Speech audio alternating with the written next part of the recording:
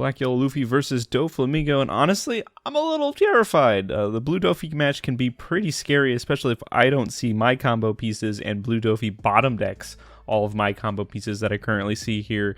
Starting off, I ended up, I think, losing the die roll here, going first. Doffy's going second.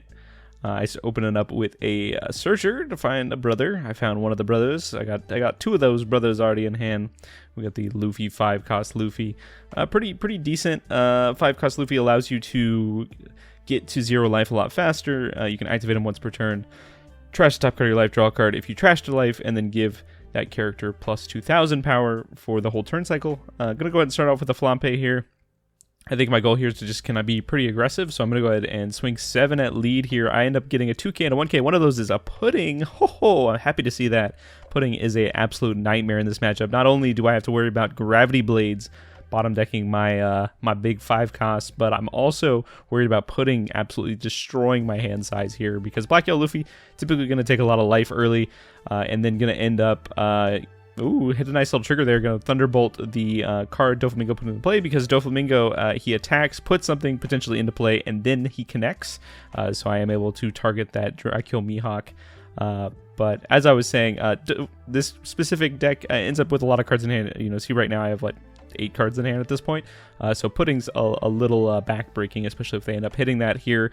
I have a few plays here. I could play out the Sabo to just cycle my hand a little bit. I am missing a pretty low amount of little brothers. Got a lot of big brothers, and also missing a pretty key piece, which is Gecko Mori here. Gecko Mori is kind of one way that I can continue to stay in the game through Doflamingo's onslaught and then Doflamingo's late game of like Kaido's and stuff like that. We end up cycling into the card I'm looking for. That's a Doflamingo there. Kind of looking for the least useful card in my hand at this point. We're going to just go ahead and discard those 2 brothers, as I will potentially be adding those back to my life probably in the next turn or 2 here. Doflamingo doesn't have a board here. I am kind of afraid on their 6th on turn of a potential, they could red rock my Sabo, and then boom, my Sabo's gone. That's one of my only Sabos currently. Luckily, I already got one in hand. Alternatively, they could play out a Jinbei here and just kind of fill the board, but instead they're going to go for the Doflamingo block. We're going to kind of set up a top of the deck play. Go ahead and look at the top 5, see if they find something pretty nice for Doflamingo to put into play, and then they're going to attach that Tudon and then activate and swing at my leader here. Likely just going to take it here. I'm not necessarily that afraid of taking damage. I do have a one kid in my hand. I've got the Luffy. And I could play the Hiyori from my hand to put that 5-cost Luffy from my hand into my life, and then bring it out with the kid. For those who don't know, this specific combo of this deck is to play out the 2-drop kids. The kids, they match up with their adult versions, so Sabo, Luffy, and Ace. And if that adult version, so the 5-cost version, sits in your life, at the top of your life, you can put it directly into play and give your leader plus 2,000 power for the whole turn cycle. So my turn and their turn. So it is pretty strong. The big combo of this deck is to kind of get up to 9k, be a 9k leader for both your turn and your opponent's turn, making it really hard for your opponent to do anything about it. So we're going to go ahead and yeah, we're just going to do exactly what I kind of sought out last turn. We're going to play out the Flampe here. We're going to go down to 0 here. I can attach Tudon to my leader to potentially put 2 things into my life. I do end up finding something off the Flampe. It looked like a second kid there. I'm not sure what kid that is. I think that is also a Luffy.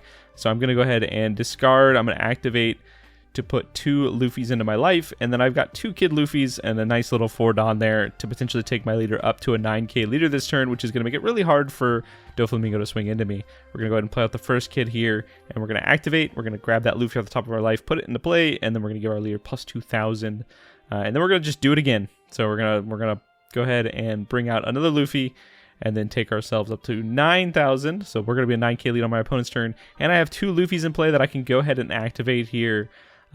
Both of their effects, if I don't have any life, I don't trash life, I don't draw a card, but they do still get plus 2,000 power for the entire turn cycle. So on my opponent's turn, they will also be 8,000 power. Built up a bit of a board here. This is kind of scary for Doflamingo, because now I'm going to go ahead and swing 11 at his leader, at the leader there. And yeah, that is pretty unfortunate. We're going to go ahead and pass the turn to the opponent and just kind of chill. We've got 2 Sabos in hand. We're kind of afraid a little bit of kind of fearing a red rock, or not a red rock, but a gravity blade here, as it is a good clean answer to 2 of my Luffys, which are currently 8k attackers and will probably continue to be 8k attackers. And we see the good heads up play from my opponent here, going ahead and actually getting rid of one of my Sabos, because again, Sabo is a key piece in this deck. It is a blocker, right? So I can keep having blockers, you know, for them to continue to cycle, right? Because if they attack me and I block with them, I just throw them in my trash, and then next turn I could put them back in my life with my Luffy leader, and then just like repeat the process. So getting bottom decking Sabos is definitely a good heads up play. That other Luffy sitting on the field though is pretty nice, so I could potentially use that to get some swings in here. We are at my 9 Dawn turn. We need 1 more Dawn before we can start comboing off with Gecko Moria.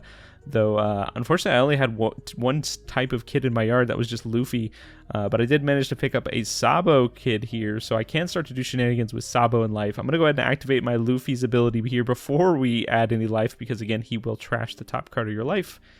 And we're going to go ahead and send 8k. We're going to get a 2k and a 1k out of that there. Or actually, I think that was... I think there were 3 cards there.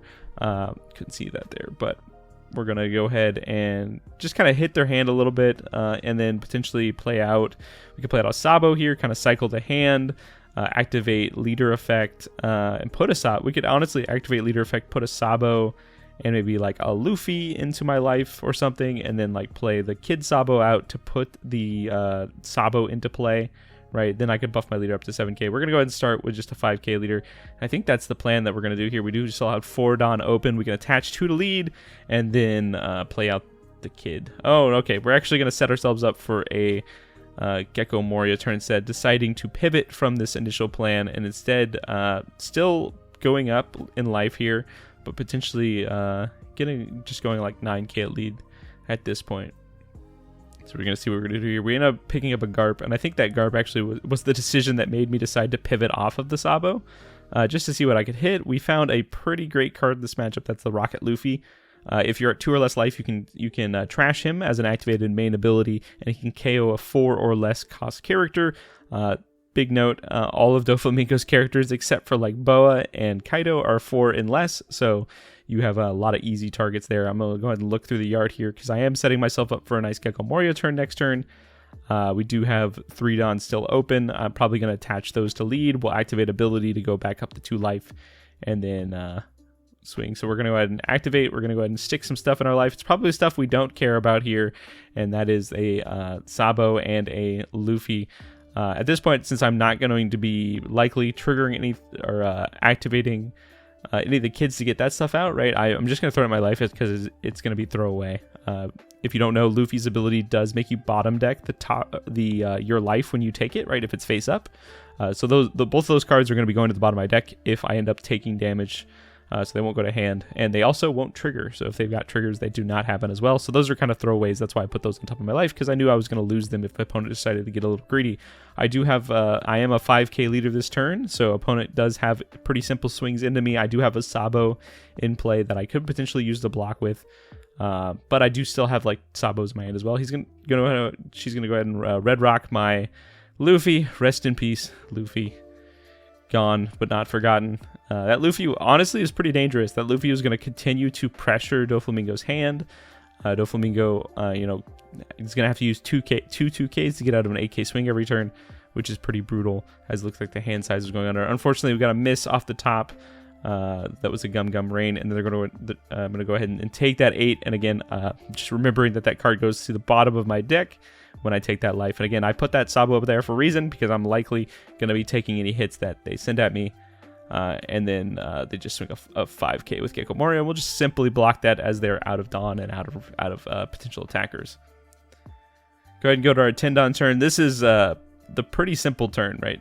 This is what you like to see with Black Yellow Luffy, and that is having Gecko Moria in hand as well as being at 10 Dawn. So you can attach 2 Dawn to lead, activate ability, then Gecko Moria out things to bring those things into play. In this specific instance, I already have a Luffy in life, so I can just go ahead and play out the Doflamingo or the Gecko Moria first. We'll likely return a kid Luffy and a kid Sabo here, as I can go ahead and stick that kid those Sabos from my hand into life. as per my Luffy's leader effect. One of those is going to enter in tapped here, and we can go ahead and basically set it up to where we'll be a 9k lead with 1 life because we have that extra life to work with. So we'll go ahead and play out the Luffy, getting up to a 7k leader. We're going to go ahead and activate the Luffy before we forget, because again, that Luffy does trash life. We'll go ahead and attach 2. We'll discard a card from hand. It's going to be a Sabo. That's a beautiful little Sabo. That is a sealed event Sabo that I managed to get from like OP04 sealed event. Back when we had sealed event volume 1, that Sabo was one that you could get that way. Now I think it's the Boa card, which honestly is pretty disappointing, but that Sabo's a chef's kiss of a card. That art is amazing. So again, gonna trigger that Sabo out. Sabo will make my board KO proof. Doesn't really mean anything against a blue deck because they mostly bottom deck and bounce things anyways. And then we'll go ahead and draw 2 and discard 2. We're gonna go ahead and throw away the Kid and a 2k, leaving a few 2ks in hand, a Sabo and a Moria. We've got a pretty big board here. We're gonna go ahead and start with a 9 or 11k attack at lead here, kind of ignoring the Gecko Moria, as that Gecko Moria is only going to be swinging for 5 unless they attach some Don to it, right? And if they're attaching Don, they're not playing a Kaido, they're not bottom decking my stuff, so I'm not too upset about that. And then we were just going to swing a 6k with one of our blocker Sabos, since we already have another blocker up. Opponent doesn't have a very large board presence. I'm at 1 life. I've got cards in hand. I'm a 9k leader. I'm feeling pretty confident going to what I would consider like the late stage of the game here. And this is the part of the game where if I misstepped and Doflamingo had a lot more aggression on board, I could potentially be in a bad position, especially if they like slammed down a Kaido and refilled their hand. Honestly, it's a resource game at this point, and Doflamingo is just pretty good at getting resources, but Gecko Moria is also very good at getting resources. We're going to see a Gecko Moria come down, going to go ahead and stop a Boa come down, stop our Gecko Moria from attacking, and then bottom deck our Garp. Luckily, Boa's effect does not affect Luffy, so they could not play it and stop my Luffy from attacking there. But Gecko's a good target as well, as it's a 9k, and that's going to require at least 3 cards from hand, a 2k, 2k, and at least a 1k to get out of attacks.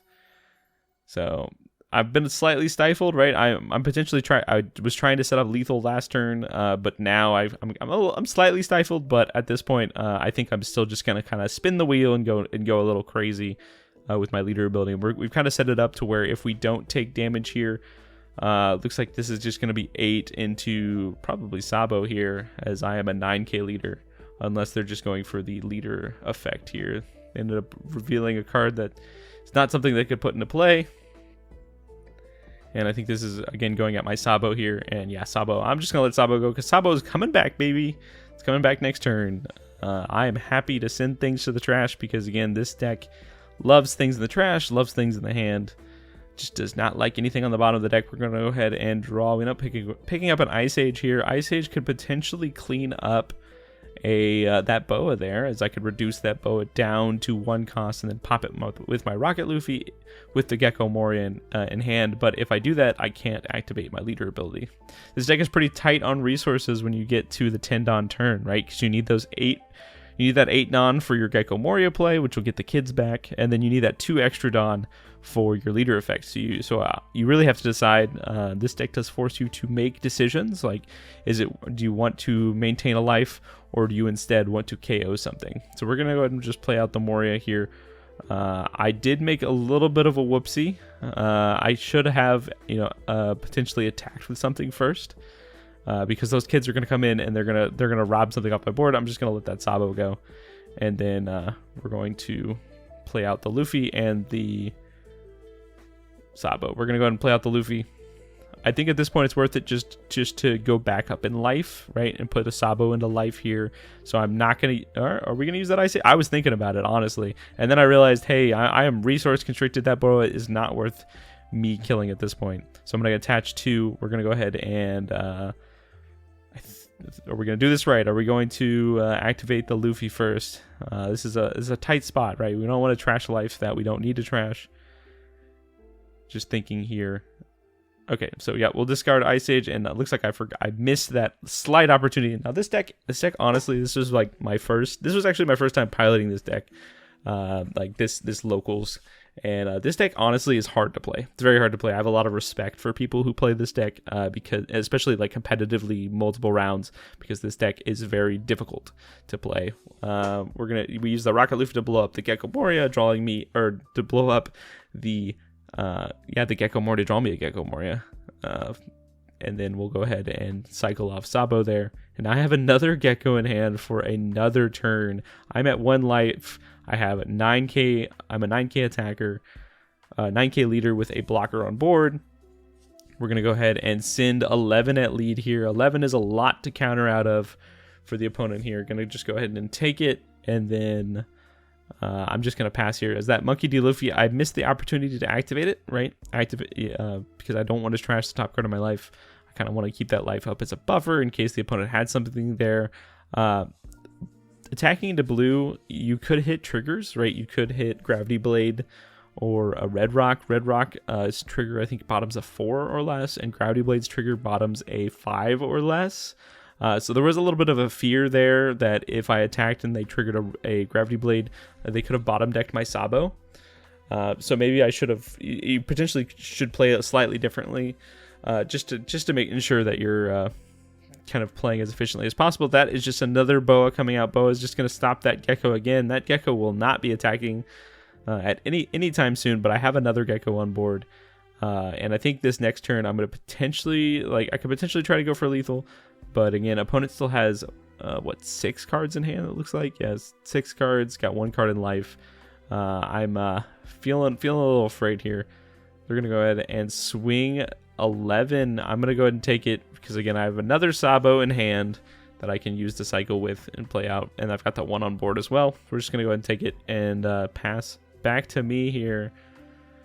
And this is a turn we could potentially go for something here if we wanted to. We do remember this time to activate Luffy's effect before I decide to add some life with my Luffy leader. And now we're just kind of pacing it out here. Potentially could go for the 10k, or so we're gonna go 9k lead. So we're just gonna pressure, get 2 2ks and a 1k out of hand. And then we could do that again, and then do it again, and then potentially do it again, right? I'm basically set up right now to go 9k, 9k, 10k, 9k, 9k, 9k, 10k, right? With the amount of Dawn I have left, or even higher than that, right? I think I could go like, let's see here what I want to do. So they go ahead and take it. I'm just gonna go 9k again, requiring at least 3 cards from hand. And I think I have enough here, so they're gonna go ahead and use the 0 cost event to discard a card to go up to get +3, and then discard a 2k. Countering out of that, I'm gonna swing 10, and 10 is gonna be enough to get it. There's 2 uncounterable cards in hand and a Perona and 2 Peronas, so only 2k in hand. Unfortunately, the opponent did not have a window to play that Kaido just because they were just so far behind on board, unfortunately. But yeah, that's the game. I got pretty lucky. Not too many things got bottom decked. Doflamingo also did not have a very aggressive early game, which can also really struggle. All right, guys, with that in mind, thanks for watching. If you enjoy this type of content, definitely feel free to subscribe and leave a like. And I'll see you in the next video.